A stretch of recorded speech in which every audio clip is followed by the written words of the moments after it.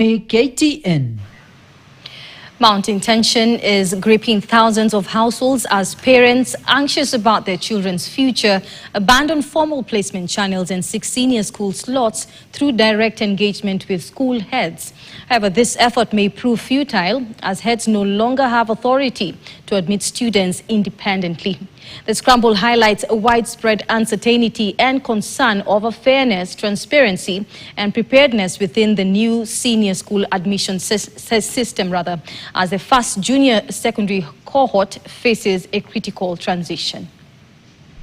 Thousands of parents are increasingly turning to direct engagement with school heads to secure senior school slots, bypassing established placement procedures, in a move that underscores rising anxiety and uncertainty surrounding the formal admission process.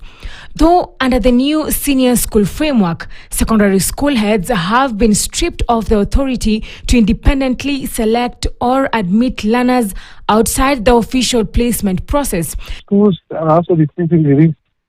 The risk we are dictating from the ministry do not have the marks the students score that at the senior level.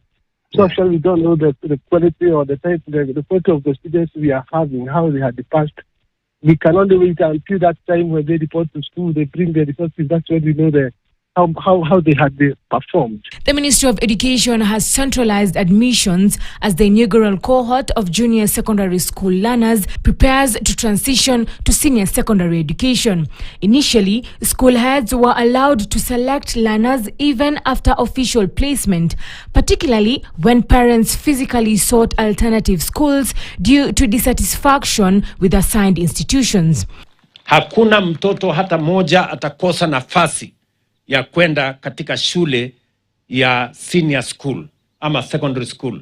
Under the new regulations, learners unhappy with the placement are required to apply for transfers through their junior secondary schools, with all placement changes centrally reviewed, managed, and approved by the Ministry of Education.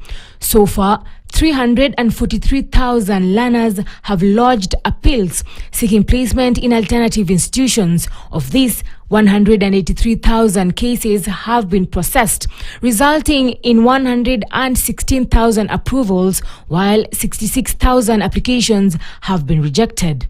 As the appeals process approaches its final stages, it remains clouded by grey areas that have left many parents confused.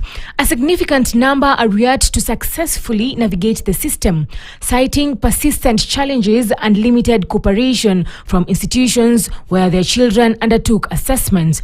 The ministry, though, states that a second revision window will be opened in January, allowing learners and parents who remain dissatisfied with their initial appeal outcomes another opportunity to seek adjustments within the centralized placement framework.